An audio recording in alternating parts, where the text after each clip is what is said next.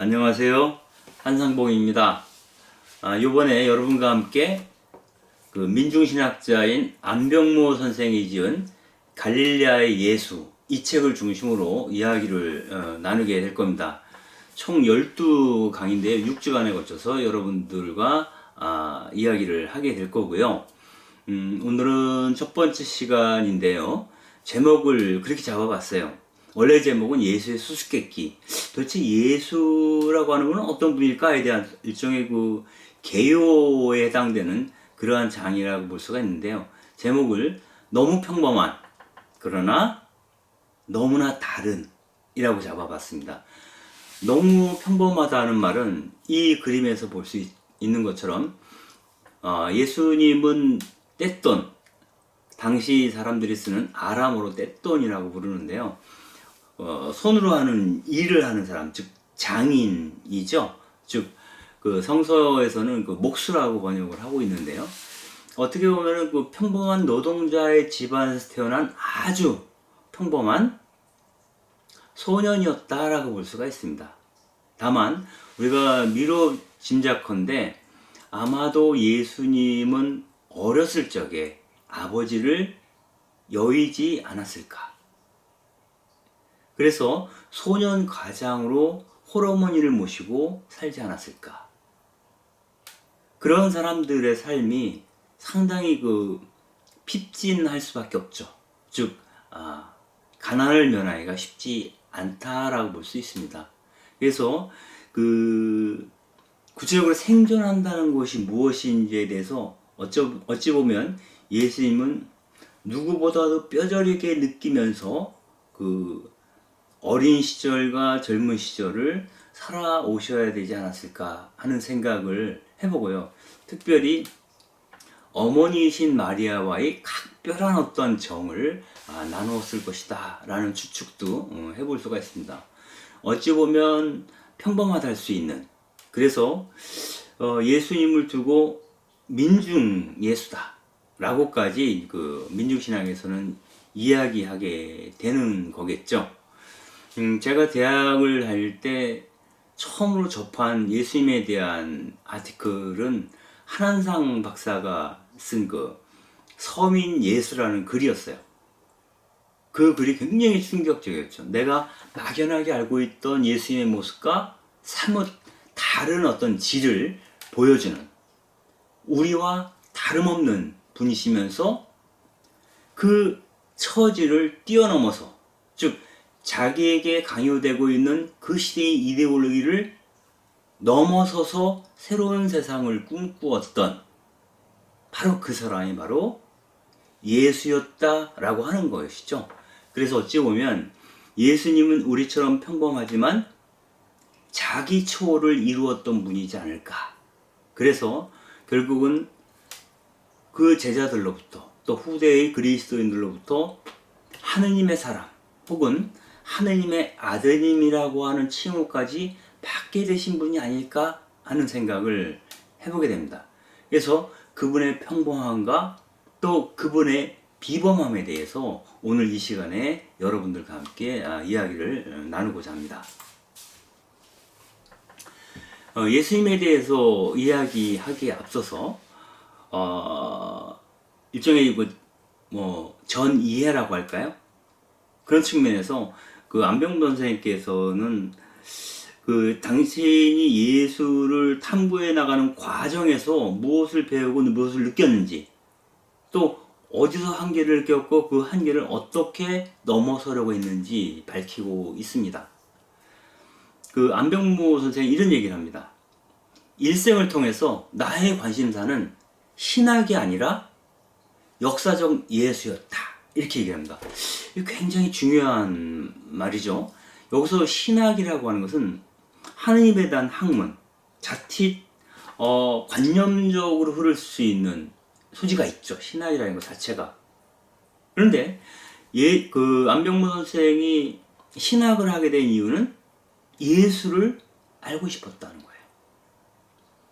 우리가 누군가를 정말 흠모하고 사랑하게 되면 도대체 그 사람이 누군지 알고 싶겠죠.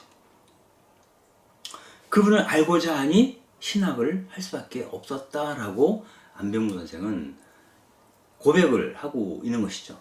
그 안병무 선생이 그 독일에서 유학을 할 때 스승이 불트만이라는 그 대단한 학자였죠. 특히 그 불트만은 공간복음 전승사로 유명하죠. 즉 마테오, 마르코, 루카 이 공간복음서가 어떻게 편집되고 어떻게 쓰여져 왔는지 한 사람이 아니면 한 공동체가 일필휘지로 쓰게 된 것이 아니라는 거예요. 복음서는 시간적인 차이를 두고 일정하게 편집되고 덧붙여지고 빠지고 하는 과정, 어떤 편집 과정을 거친 그러한 결과물이 복음서라고 하는 것이죠. 이런 것들을 밝힌 것이 그 불트만의 공간복음 전승사라고 볼 수가 있는데요. 이렇게 그 복음서를 보다 보면 그런 게 있습니다. 우리가 흔히 느끼는 거죠. 똑같은 사건을 두고도 마테오와 루카와 마르코가 저마다 조금씩 다르게 표현하고 있어요. 그리고 그 어느 복음서에는 그 이야기가 들어있지만 어느 복음서에서는 아예 생략해버리거나 삭제해버린 부분도 있다는 거죠. 그리고 어떤 부분은 그 복음서에만 고유하게 드러나고 있는 사건에 대한 이야기도 담겨 있죠. 그래서 도대체 이게 뭘까? 그리고 이러한 것들이 결국은 그 복음사가들이 예수를 팩트로서 접근해서 예수의 전기를 쓴 결과물이 복음서가 아니라고 하는 것을 알려주게 됩니다. 즉, 각 그 복음사가들은 자기 나름대로의 신학적 입장에 따라 아니면 자신이 경험하고 들었던 예수님의 관점, 예수님을 보는 나름의 고유한 시각에 따라 복음서를 썼다는 거죠. 그래서 어떻게 보면 역사적 사실을 적어놓은 책이라기보다는 복음서는 이 편집자들의 어떤 신앙 고백이 담겨 있는 신앙 고백서에 가깝다라고 하는 것을 알 수 있게 됩니다. 그래서 불트만은 원래 그 역사적 예수를 탐구하는 과정에서 복음서를 들여다봤지만 결국 복음서를 통해서는 실제 예수님의 역사적인 실체 그 자체를 알 수는 없다라고 결론을 짓게 됩니다. 우리가 있는 그대로의 예수 그 자체의 삶을 알 수 없다면 우리가 받아들일 수 있는 것은 그분을 경험했던 제자 혹은 복음사가들이 고백한 그 관점을 받아들일 것이냐 받아들이지 않을 것이냐만 남게 되는 거죠. 즉 신앙 고백의 대상으로서의 예수를 이들은 캐리그마의 그리스도, 신앙 고백으로서의 그리스도, 신앙적 차원에서 볼 수 있는 그리스도라고 표현을 하고 있습니다. 그런데 그 불트만에게서 공부를 하면서 안병무 선생은 그런 생각을 하게 된 거죠. 그러나 역사적 예수에 대한 탐구 없이 과연 신앙의 그리스도가 가능한가? 서구 신학에서는 결국 불트만에 따라서 역사적 예수는 우리가 알 수 없다. 즉 예수에 대한 불가지론에 빠져 있었는데 거기에 멈춰 있었다면 안병무는 그래도 그분의 복음서 안에는 그분의 실체에 대한 파편들, 즉 조각들이 분명히 담겨 있을 것이고 그 조각들을 짜맞춰가는 과정 속에서 역사적 예수, 즉 예수님 그 자체에 좀 더 우리가 접근해 갈 수 있지 않을까. 거기에 근거해서 우리의 신앙이 형성되어야 하는 것이 맞지 않을까? 라는 고민을 하고서 한국으로 귀국을 하게 되는 것이죠. 이 과정에서 안병무 박사는 루돌프 볼트만에서 몇 가지 중요한 어떤 원칙들, 시각들, 관점들 이런 것들을 배우게 됩니다. 그 중에 하나가 신학은 인간학이라는 것입니다. 즉 우리가 하느님은 보이지 않는 실제라고 얘기를 하죠. 그러므로 그 하느님을 이해하기 위해서는 그분의 모상성에 따라서 창조되었다라고 이야기하고 있는 사람에 대해서 잘 이해하게 되면 그 사람을 창조하신 그분도 이해할 수 있는 것이 아닌가? 결국 신학은 인간학이라는 거죠. 즉 하느님에 대한 탐구는 인간에 대한 탐구죠. 인간이 살면서 느끼는 그 애환과 고통과 슬픔과 좌절과 절망과 그 희망을 알 수 있게 된다면 하느님의 슬픔과 하느님의 기쁨도 우리가 알아챌 수 있지 않을까? 라고 생각하는 것이죠. 또 두 번째는 우리가 접할 수 있는 모든 역사는 그 역사가에 의해서 해석된 역사라는 거죠. 역사가는 스스로가 그 당대의 역사적 상황에서 분리될 수 없기 때문에 그 역사적 상황의 영향을 받고 있는 존재라는 것이고, 그 역사적 상황의 영향을 받고 있는 그 존재로서 그 시선으로 사물을 바라보게 되는 거예요. 대상을 바라보게 되는 거죠. 그래서 온전한 의미의 객관성은 불가능하다.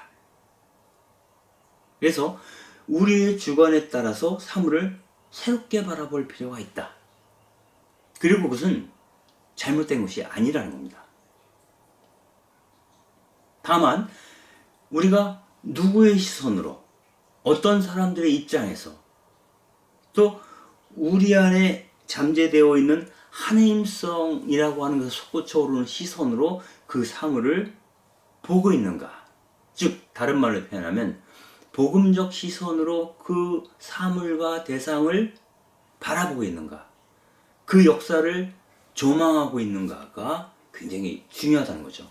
그래서 객관적인 역사는, 역사 서술은 불가능하지만, 그래서 우리 사물을 바라보고 있는 우리의 시선, 관점, 입장, 삶의 자리, 이런 것들이 중요하다는 것이고, 그것은 일정하게 나에게 어떤 선택을 요구하고 있다는 거예요. 그래서 어떤 것을 선택할 것인가, 누구의 시선으로 이 세상과 인간을 바라볼 것인가는 적어도 불트만에게 있어서나 안병모 선생에게 있어서나 복음을 관통하고 있는 입장과 시선이 있어요. 그 시선을 발견하면 그 입장에 서서 사물과 사람과 이 세상을 바라보게 되는 것이고, 인간과 세상을 해석하게 되는 것이다 라고 볼 수가 있겠습니다. 결국 올바른 시선을 갖고 있어야 올바른 질문을 하게 되죠. 그리고 올바른 질문을 해야만이 제대로 된 답변을 우리는 들을 수 있습니다. 그래서 정말 내가 나의 삶의 자리에서 하느님에 대해서, 예수님에 대해서, 내 삶에 대해서, 이 세상과 역사에 대해서 어떻게 제대로 된 질문을 던질 것인가, 이것이 바로 우리가 제대로 된 그리스도인으로서 삶을 살아가는데 관건이 된다라고 볼 수도 있겠습니다. 또한 이러한 과정에서 믿음이라고 하는 것은 이성을 희생시키고자 하지 않는다. 즉 납득할 수 있는 신앙, 그리고 그 납득할 수 있는 신앙을 얻기 위해서라도 우리는 예수님을 역사적으로 치밀하게 다시 한번 살펴볼 필요가 있다. 거기서 그분이 정말 말하고자 했던 것이 무엇일까를 충분히 고민하고 성찰하고 질문을 던져야 된다라고 안병무 선생은 생각을 하고 있는 것이겠죠. 여기서 우리는 그 예수님에 대해서 알기 위해서는 1차적인 자료로서 복음서를 볼 수밖에 없는데요. 이 복음서라고 하는 것은 특정한 역사적인 상황을 살고 있었던 신앙 공동체, 그 신앙 공동체가 처한 삶의 자리, 그 자리를 알아야지만이 복음서가 왜 이런 방식으로 또 이러한 언어로 쓰여졌는지를 알 수 있게 된다라고 이야기를 하는 거죠. 여기서 민중신학자들은 그 고난의 현장에서 고난받는 예수를 발견합니다. 즉 민중신학은 1970년대에 어떤 그 박정희 유신독재라고 하는 그 암울한 상황 속에서 솟구쳐 올라온 신학적 성찰의 결과라고 볼 수가 있겠는데요. 이들이 바라본 것은 고난받는 백성들, 고난받는 민중들이죠. 그리고 그 민중들 속에서 그 자신의 고난을 처극하려고 하는, 초월해서 만인의 해방을 꿈꾸었던 그러한 예수, 그것도 그들처럼 고난받는 예수를 발견함으로써 민중신학을 시작을 하고 있습니다. 여기서 민중들은 예수라고 하는 지도자를 따라가는 일종의 그 추종자에 머무는 것이 아니라 예수가 하고자 했던 그 사건, 굳이 미리 얘기하자면 그 하나님 나라 운동의 하나의 그 동반자로서 함께 그 길을 걷는, 여정을 함께 걷는 동행으로서 역할을 하고 있고, 그러한 사건들이 벌어지는 순간순간 모든 민중들은 그 사건의 증언자로서 등장하게 되는 것이죠.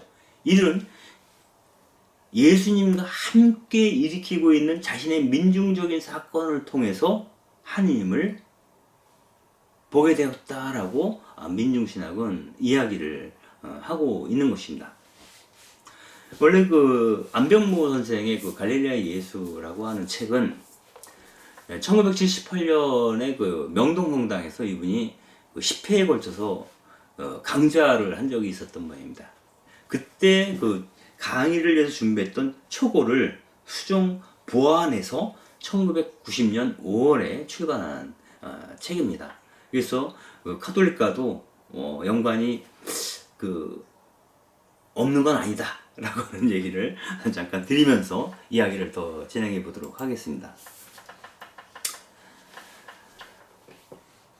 그 갈릴레아 예수는 예수님의 삶을 다시 한번 민중신학적 관점에서 재구성해보자 하는 요구에서 나왔다고 볼 수가 있겠는데요. 정말 그 예수, 그게 도대체 어떤 사람일까? 그를 그 일종의 스토리텔링이죠.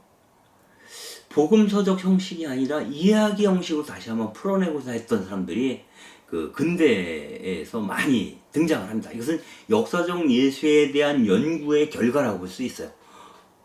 복음서에서는 서로 다르게 얘기하고 있지만 이러저러한 그 정황으로 볼 때 예수님은 아마도 이렇게 얘기했을 것이다.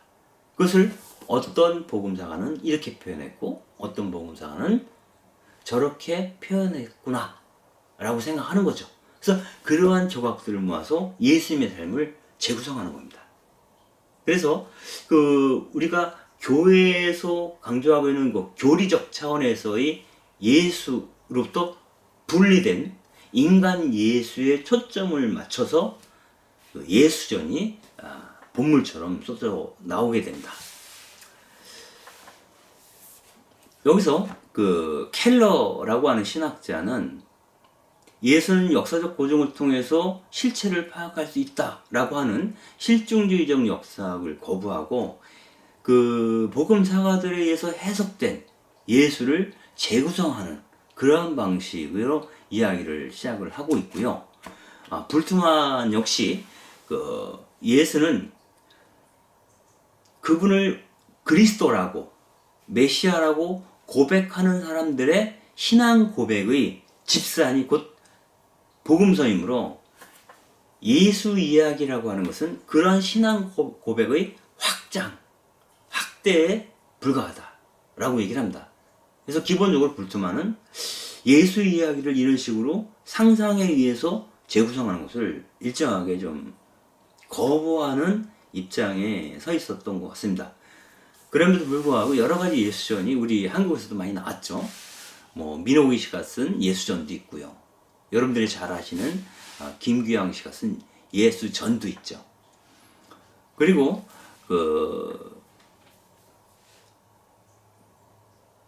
제가 예전에 그 소설 형식으로 뭐 그레오 그대라는 책을 쓰기도 했지만 개인적으로는 예수 평전 중에서 저한테 굉장히 좀 의미 있게 다가온 책은 한 2권 정도가 있었던 것 같아요. 하나는 엔도 슈샤쿠의 예수의 생애. 이 책은 여러분들도 꼭 한번 읽어보시면 좋겠어요. 예수에 대한 어떤 그런 그 특별한 시선?